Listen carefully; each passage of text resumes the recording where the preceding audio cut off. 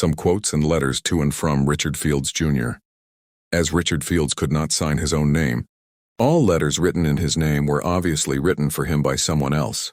Taken from Texas Cherokee letter from Fields to James Dill, alcalde of Nacogdoches, February 1, 1822 application, made to the Supreme Governor of the Province of Spain.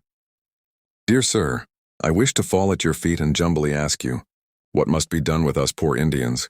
We have some grants that were given to us when we lived under Spanish government, and we wish you to send us news by the next mail whether they will be reversed or not, and if we were permitted, we will come as soon as possible to present ourselves before you, in a manner agreeable to our talents.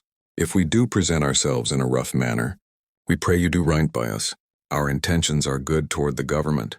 Yours as a chief of the Cherokee Nation, Richard. Fields. Also from Texas Cherokee excerpt from letter written by Fields to the governor at San Antonio, March 6, 1824. It was my intention on my return from Mexico to present myself at San Antonio, in order that the authorities there might examine the papers which I received from the superior government of the nation. But it was impossible to do this, because a party of Comanches had prepared an ambush on the road. However, I had the good fortune to escape them. The superior government has granted me in this province a territory sufficient for me, in that part of the tribe of Indians dependent on me to settle on, and also a commission to command all the Indian tribes and nations that are in the 4 eastern provinces. I pray your honor to notify all the Indians within your territory, and particularly the Lipans, that on July 4th next I shall, in compliance with the order of the Supreme Government, hold a general council of all the Indian tribes, at my house in the rancheria of the Cherokee, 12 miles west of the Sabine River. At this council I shall propose a treaty of peace to all Indians who are willing to subject themselves to the orders of the government. In case there should be any who may not wish to ratify what I propose, I shall use force of arms to subdue them.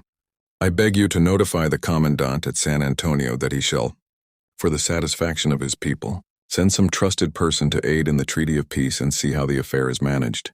Should it be convenient, have this letter translated, and have the authorities send it to Rio Grande and Monclova, in which 2 places I left copies of the documents from the superior government.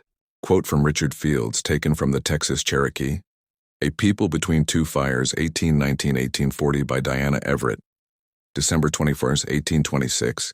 Several Indian leaders went to Nacogdoches, met with leaders of the Fredonian Republic, as Benjamin Edwards had styled it, and signed a treaty of friendship and alliance. Fields' speech during the assembly gave some idea of his people's temperament during those times. In my old days I traveled 2,000 miles to the city of Mexico, to beg for some lands to settle a poor orphan tribe of red people that looked up to me for protection. I was promised lands for them after staying 1 year in Mexico, and spending all that I had. I then came to my people and waited 2 years, and then sent Mr. Hunter, again after selling my stock, to provide him money for his expenses. When he got there, he stated his mission to the government. They said that they knew nothing of this Richard Fields, and treated him with contempt. I am a red man and a man of honor and can't be imposed upon this way. We will lift up our tomahawks and fight for land with all those friendly tribes that wishes land. Also, if I am beaten, I then will resign to fate, and if not beaten, I will hold lands by the force of my red warriors. Richard Fields, December 1826. Taken from History of the Cherokee, by Emmett Starletter. Excerpt from John Purnell, written to Fields, October 4, 1825. When I last saw you in my house at Monterey, I little thought in so short a time you would have commenced a war against our American brothers and the Mexican nation, more particularly a man like yourself who is acquainted with the advantages of civilization.